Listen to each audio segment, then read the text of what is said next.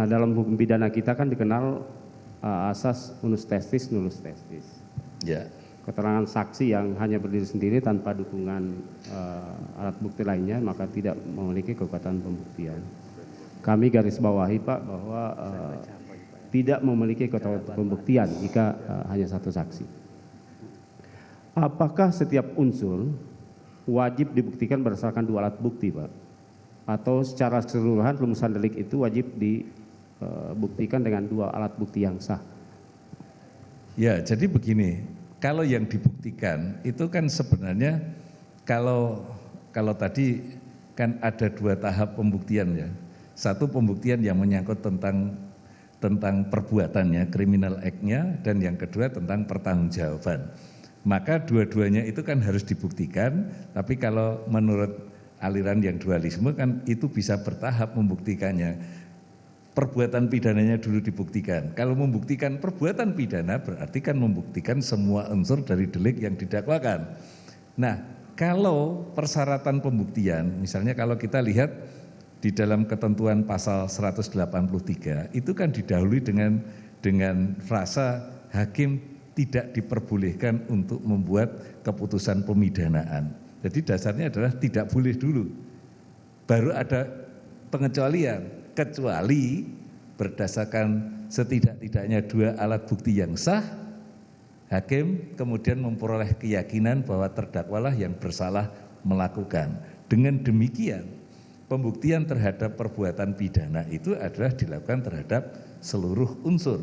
Seluruh unsur itu berarti harus setidak-tidaknya dengan dua alat bukti yang sah. Nah, sekarang pertanyaan itu kan diperinci, unsur kan masing-masing. Apakah semua unsur itu harus dibuktikan dengan dua alat bukti? Tentunya iya, karena seluruh unsur dengan alat bukti, kalau masing-masing unsur ya tentu saja dengan dua alat bukti. Ya, jadi jika ada saksi yang hanya berbicara sendiri tanpa didukung oleh yang lain, tidak cukup Pak ya. Saya lanjutkan Pak. Masih mengenai alat bukti Pak, terkait kedudukan alat bukti yang diperoleh tidak sesuai dengan ketentuan peraturan perundang-undangan. Seperti apa kedudukannya Pak?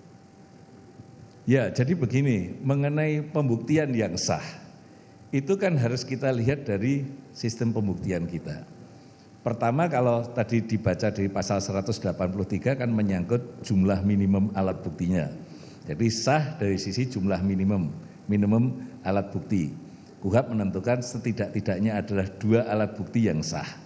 Alat bukti yang sah sudah ditentukan secara limitatif di dalam pasal 184. Ya. Mengenai jenis alat buktinya, berarti dua alat bukti itu adalah diambilkan dari jenis alat bukti yang sah. Jadi yang kedua berarti adalah jenis alat bukti yang sah sudah ditentukan secara limitatif di dalam peraturan perundang-undangan, ya di dalam KUHP maksud saya, itu pasal 184. Yang ketiga itu adalah mengenai prosedurnya.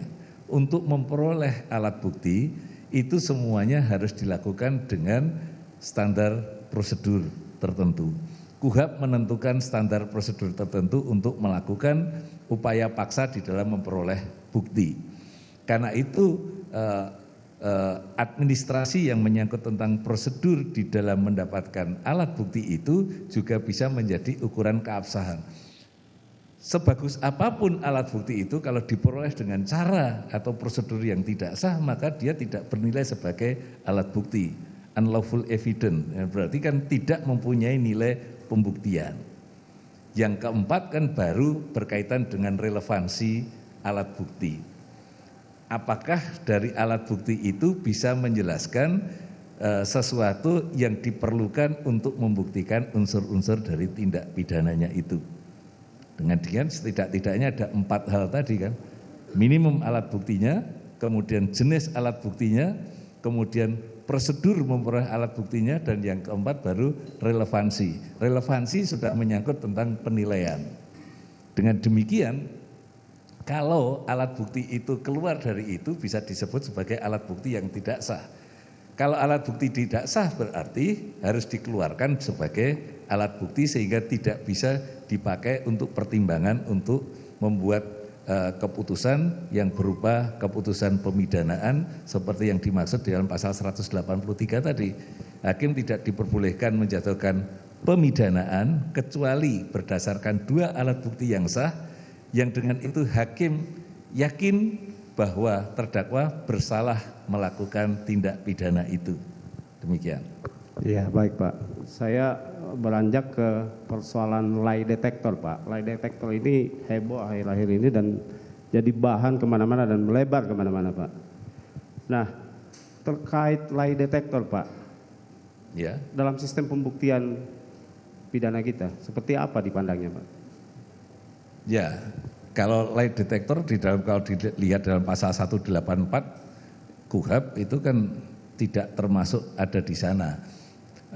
Karena itu kalau ahli memahami lie detector yang asal muasalnya itu kalau dasarnya itu berasal dari peraturan Kapolri begitu, maka ahli memahami lie detector itu adalah satu instrumen untuk keperluan penyidikan. Bagaimana penyidik bisa lebih memahami perkara yang sedang dihadapi berkaitan dengan pemeriksaan para saksi. Ya. Para saksi dan juga tersangka, apakah keterangan yang diberikan oleh para saksi itu punya konsistensi tertentu yang disebut tadi ada kebohongan atau tidak. Nah, itu kan hanya instrumen di dalam pemeriksaan, tetapi ahli memahami itu bukan salah satu alat bukti. Tetapi kalau hasil dari lie detector itu dilakukan dengan prosedur yang benar, masih mungkin dimanfaatkan untuk dinilai oleh ahli yang mempunyai kompetensi untuk bisa membaca dan kemudian menerjemahkan hasil dari lie detector itu. Dengan demikian yang dipakai sebagai alat bukti bukan hasil dari laporan lie detectornya tadi, tetapi adalah pembacaan dari itu. Ya, baik Pak, saya lanjutkan Pak. Masih terkait dengan keabsahan alat bukti dikaitkan dengan yang Bapak barusan terangkan mengenai lie detector. Nah, berdasarkan ketentuan pasal 13 Perkapolri nomor 10 tahun 2009 dijelaskan mengenai persyaratan pemeriksaan dengan poligraf Pak. Saya bacakan di ayat 2-nya itu syaratnya antara lain adalah sehat jasmani dan rohani, kondisi terperiksa tidak dalam keadaan tertekan. Nah, jika salah satu syarat yang ada di Perkapolri itu kemudian tidak terpenuhi untuk kemudian dilaksanakan tes poligraf, seperti apa dipandangnya? Ya, jadi begini, Perkapolri itu sebenarnya adalah peraturan yang dipahami oleh ahli itu sebagai peraturan yang sifatnya adalah peraturan yang sifatnya untuk aturan teknis untuk melaksanakan KUHP. Dengan demikian kalau ahli memahami di dalam peraturan Kapolri itu ada ketentuan tentang prosedur pemeriksaan tertentu, salah satunya untuk melakukan poligraf itu harus ada persyaratan harus dipenuhi. Itu maksudnya adalah kalau persyaratan itu dipenuhi, prosedurnya itu diikuti, maka diharapkan hasilnya menjadi sesuai dengan apa yang dimaksudkan dengan pemeriksaan itu. Karena itu ketika pemeriksaan melanggar ketentuan proseduralnya yang dilakukan secara internal di kepolisian, berarti kan melanggar prosedur.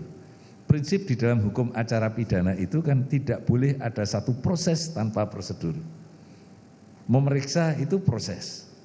Nah, karena itu prosedurnya harus diikuti. Kalau itu prosedurnya untuk melakukan proses itu sebelumnya harus dipastikan terlebih dahulu yang diperiksa sehat, maka itu harus dilewati dulu dan seterusnya. Dengan demikian, maka ketika proses dilakukan tanpa prosedur berarti itu adalah sesuatu yang tidak sah. Karena itu proses itu harus dilalui dengan prosedur sesuai dengan prinsip tadi, tidak boleh ada proses tanpa prosedur.